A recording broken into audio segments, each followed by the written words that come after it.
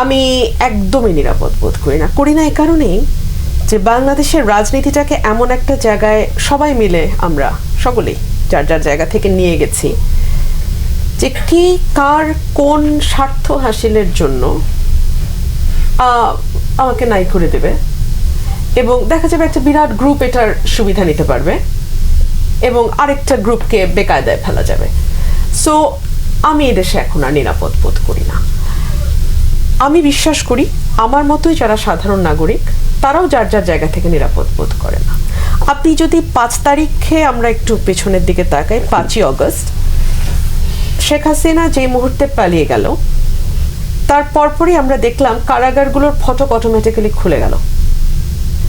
রাজবন্দী, political prisoner থেকে শুরু করে জঙ্গি, সন্ত্রাসী, শীর্ষ সন্ত্রাসী, অমুক নাম তমুক নাম, আমরা মোটামুটি সবাই জানি, নামগুলো আর নাই বলি, সবাই বের হয়ে গেল।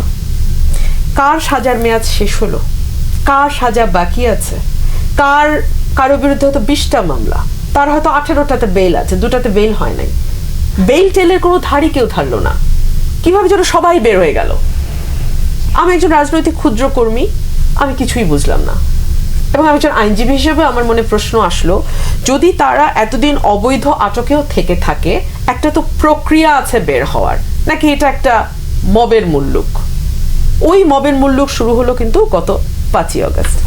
তারপরে আমরা দেখলাম সংখ্যালঘু সম্প্রদায়কে নিয়ে একটা খেলা চলছে বাংলাদেশে, তাদেরকে উস্কে দিয়ে তাদেরকে ব্যবহার করে অনেকেই ফায়দা নেওয়ার চেষ্টা করছে। আমার ঘরের পাশের দেশ ভারতের মিডিয়া এমনভাবে পোট্রে করলো যেন বাংলাদেশে রায়ট হচ্ছে, না বাংলাদেশে আসলে রায়ট হচ্ছিল না ওই সময়।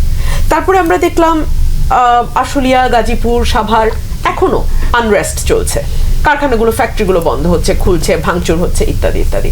আমরা দেখলাম আনসার বাহিনী তারা এক ধরনের কু করার চেষ্টা করছে। জুডিশিয়াল কুয়ের কথা তো আলোচনাই হলো, প্রধান বিচারপতি থেকে শুরু করে সকল অ্যাপেলেট ডিভিশনের জাস্টিসরা ধপ ধপ ধপ ধপ করে পড়ে গেলেন। একটা হজবরল না, একদম একটা হজবরল। তো এটার মধ্যে আসলে আমরা কি আইনের শাসনের কথা বলবো আর কি রিমান্ডের কথা বলবো? রিমান্ডের ব্যাপারে আমি আইনজীবী হিসেবে এটুকু বলি, বাংলাদেশের সিআরপিসিতে রিমান্ড বলে কোনো শব্দ নাই। অধিকতর তদন্ত বা ফার্দার ইনভেস্টিগেশনের ব্যাপার আছে। স্যার, আরো 2জন স্যার আছেন, আমার 3জন স্যার, ওনারা আমার চেয়ে অনেক ভালো জানেন, কারণ তারা ব্যুরোক্রেসির সাথে ওতপ্রোতভাবে জড়িত ছিলেন। সো রিমান্ড বলে কিছু না, অধিকতর তদন্ত বা ফার্দার ইনভেস্টিগেশন। সেই ফার্দার ইনভেস্টিগেশনকে আমরা ফার্দার টর্চার বানায় ফেললাম। এটা কোনো একক দলের বা একক সরকারের ব্যাপার না, সকলে মিলে আমরা একটা অদ্ভুত রিমান্ড নামক শব্দ নিয়ে আসলাম এবং চোর থেকে শুরু করে পলিটিশিয়ান পর্যন্ত যেই ওটার মধ্যে দিয়ে গেল তাকেই মারধরের শিকার, বিভৎস নির্যাতন। এবং এখন তো আদালতে আসলে আমি যতদিন প্র্যাকটিস করেছি আমি দেখেছি খোলামেলা আমরা বলতাম যে মাইলর্ড স্বীকারোক্তি নিয়েছে রিমান্ডে, মানে বোঝাই যায় যে ওই স্বীকারোক্তির আসলে কোনো মূল্য নাই, জজ সাহেবও জানে ওই স্বীকারোক্তির কোনো মূল্য নাই। তাহলে স্বীকারোক্তিটা নেওয়া হয় কেন রিমান্ডে নিয়ে? রিমান্ডে টর্চারটা হয় কি করে, যেটা আইনে নাই, যেটা কানুনে নাই, যেটা কোনো বিধিতে নাই? আর আইন বলে যে 100 জন অপরাধী ছাড়া পেয়ে যাক, একজন নিরপরাধ যেন সাজা না পায়। এই যে শত শত হাজার হাজার মামলা গত কয়েক বছর ধরে আমরা দেখলাম পলিটিক্যাল পার্সনদের উপর করা হলো, এখন আবার নতুন করে খুনের মামলা, হত্যা মামলা চলছে এবং হরে দরে অনেককেই গ্রেপ্তার করা হচ্ছে।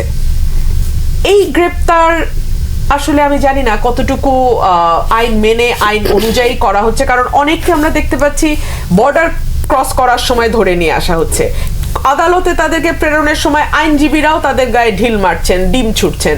এগুলো তো আসলে কোনোটাই আমাদের আইন বা কানুন বা কোনো কিছুর মধ্যেই তো এগুলো পড়ে না।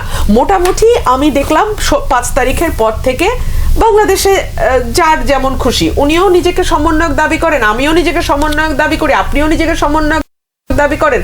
মোটামুটি এটা এখন আমাদের সকলেই আমরা এক একজন শেখ হাসিনা, সকলেই আমরা প্রত্যেকে যার যার জায়গা থেকে এখন সর্বময় ক্ষমতা আমরা মনে করছি আমাদের হাতে চলে এসছে। সো আমাদের যেহেতু দীর্ঘ মানে কয়েক বছর, মানে 15 বছরের ওপরে আমাদের এক ধরনের অভিজ্ঞতার মধ্যে দিয়ে আমরা গেছি, এক ধরনের সাপ্রেশনের মধ্যে দিয়ে আমরা গেছি, এক ধরনের ভীতির মধ্যে দিয়ে আমরা গেছি।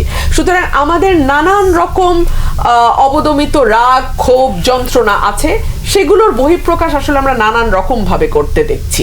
এবং একই সাথে আমরা এটাও লক্ষ্য করছি যে সরকার আসলে সামাল দিতে পারছে না। আজকে বিএনপির মহাসচিব একটা কথা বলেছেন যে ম্যাজিস্ট্রেসি পাওয়ার দেয়া মানে হচ্ছে পুলিশ প্রশাসন তারা ফেল করেছে। অ্যাবসলিউটলি তাই। আপনি দেখেন রাস্তায় বহুদিন ধরে পুলিশ দেখিই নাই, গত কয়েকদিন ধরে পুলিশ দেখছি আমরা ট্রাফিক, কিন্তু তাদের ট্রাফিক কন্ট্রোলের ব্যাপারে খুব বেশি কি উৎসাহী মনে হচ্ছে? তারা বরং নিরাপদে দাঁড়িয়ে আলাপ করছেন, গল্প করছেন। ইভেন কিছুদিন আগে আমি গত সপ্তাহে গাড়ির কাজ নামিয়ে একজনকে বলতে বাধ্য ছিলাম যে ভাই গল্পটা একটু পরে করেন, আগে এখানে দেখেন কি অবস্থা, আমরা কয়েক ঘন্টা যাবত একই জায়গায় আটকে আছি। আর পুলিশ ভাইরাও বা কি করবে? কারণ কিছু দূর গেলেই দেখি একদল ছাত্র বা একদল যুবক বা একদল তরুণ তারা রাস্তা অবরোধ করে তাদের দাবিনামা পেশ করছে, তাদের কথা বলছে। তো এইরকম একটা অবস্থায় সত্যি তো আইন শৃঙ্খলা পরিস্থিতি রক্ষা করা সরকারের জন্য সত্যি কঠিন হয়ে যাচ্ছে।